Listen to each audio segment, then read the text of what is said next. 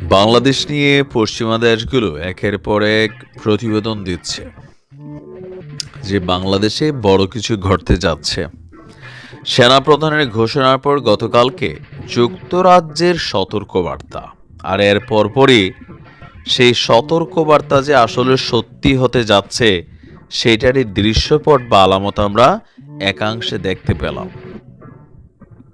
আপনাদের খেয়াল থাকার কথা যে আমাদের সেনাবাহিনী গেল মানে এই সরকার পতনের পর একটা অভিযান চালিয়েছিল পাহাড়ি জঙ্গল সহ বিভিন্ন জায়গাতে, যেখান থেকে 179 জন কুকি চীন যারা আছে, যারা এই মুহূর্তে আমাদের এই পাহাড়ি এলাকাগুলোতে ঘাপটি মেরা বৈশা বাংলাদেশ এবং পাহাড়ি বাঙালি মানে এরকম নানান ইস্যুতে তারা কিন্তু দেশে অস্থিরতা তৈরি করছে। ইভেন তাদের সাথে আন্তর্জাতিকভাবে ভারতের বিভিন্ন সংগঠন, মিয়ানমারের বিভিন্ন সংগঠন, এদের কিন্তু কানেক্টিভিটি আছে।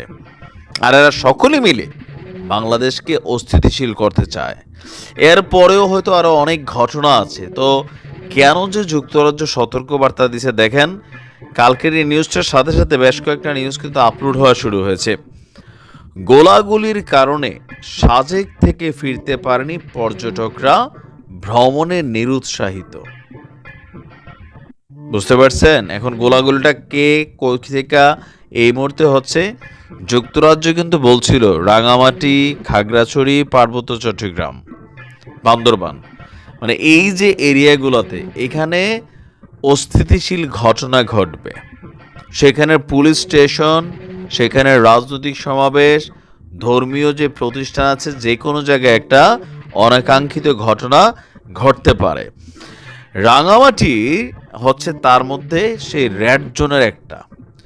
রাঙামাটির বাঘাইছড়ি উপজেলায় সশস্ত্র আঞ্চলিক সংগঠন ইউপিডিএফ এবং জেএসএস এর মধ্যে গোলাগুলিতে রমেশ চাকমা নামক ইউপিডিএফ এর এক সশস্ত্র সদস্যকে গুলি করে হত্যা করা হয়েছে। মানে এই পাহাড়ের মধ্যে বেশ কয়েকটা সংগঠন আছে যারা নিজেরা এই পাহাড়ের দখলদারিত্ব নিতে চায়, সেইখানে বসবাস করা মানুষদের জীবনকে অস্থির করে দিয়ে রাখছে। এরা মাঝে মাঝে সমতলে নেমে আসে, এখানেও এসে নানান ধরনের অপকর্ম করে।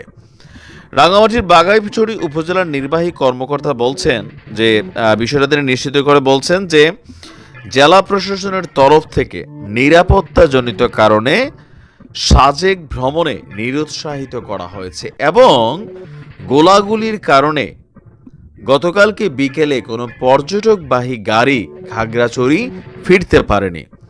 পরিস্থিতি সম্পর্কে উপজেলা নির্বাহী কর্মকর্তা বলছেন, সাজেক এবং এর আশেপাশের এলাকায় আইন শৃঙ্খলার সার্বিক পরিস্থিতি, পর্যটকদের নিরাপত্তার কথা বিবেচনা করে সাজেক ভ্রমণে আপাতত বন্ধ করার নির্দেশনা দেওয়া হয়েছে।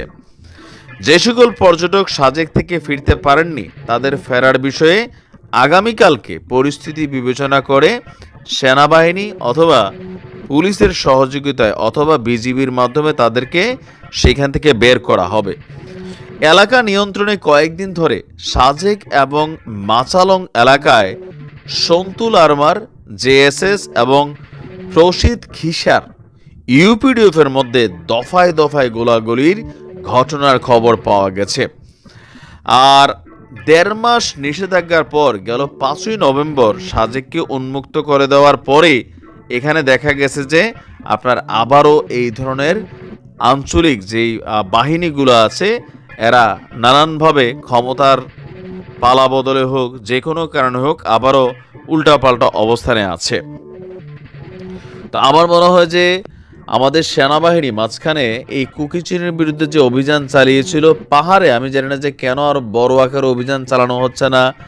এই যে বিভিন্ন গোষ্ঠী টুষ্টির নাম টাম আছে, এগুলারে শক্তভাবে ব্যালেন্স করতে না পারলে এই চট্টগ্রাম, আপনি দেখেন ভারত কথায় কথায় কিন্তু চট্টগ্রাম ইস্যুটা আনে যে চট্টগ্রাম নিতে হবে, এটা করতে হবে, সেটা করতে হবে।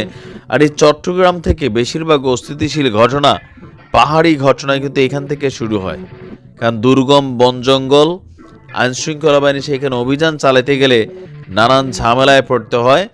আর আওয়ামী লীগ সরকারের সময় আমরা বিভিন্ন সময় শুনতাম পাহাড়ে বিভিন্ন ধরনের সন্ত্রাসীদের আস্তানা পাওয়া যাচ্ছে, তখন এটা নিয়ে অনেকে হাসি ঠাট্টা ট্রল করতেন, শেখ হাসিনার সমালোচনা করতেন, সেনাবাহিনী নিয়েও সমালোচনা করতেন। কিন্তু এখন এই যে ঘটনা হচ্ছে, এখন যে গ্রেপ্তার করতেছে, এখন মনে হচ্ছে সব সত্য, তাই না?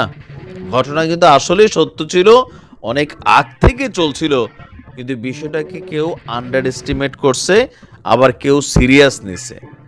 সেনাবাহিনী র্যাব বিভিন্ন সব অভিযান চালাচ্ছে, তার মানে এই অভিযানগুলো এখন সত্য। যে পাহাড়ের বিভিন্ন দেখা আমরা ভাবতাম যে ওই র্যাব মনে হয় এটা একটা নাটক করতেছে, এগুলো নিয়ে আর সোশ্যাল মিডিয়াতে আলোচনা হয় নাই। এখন তো বোঝা যাচ্ছে পশ্চিমা রাজ্যগুলো সতর্কবার্তা পাঠাচ্ছে, মানে কি ঘটনায় কিছু একটা ঘটবে। তো সেনাবাহিনীর উচিত, বিজিবির উচিত যৌথভাবে পুলিশ, র্যাব ট্যাব যা আছে নিয়া, হেলিকপ্টারের প্রয়োজনে আরও 50টা 100টা লাগাইয়া পাহাড়ে একটা বড় ধরনের অভিযান পরিচালনা করা। এদের যে আস্তানা টাস্তানা আছে সব কিছু গুড়াই দিতে হবে। দিন শেষে বাংলাদেশ সকলের, বাংলাদেশকে অস্থিতিশীল করার জন্য দেশি বিদেশি সকল ষড়যন্ত্রকে নস্যাৎ করতে হবে।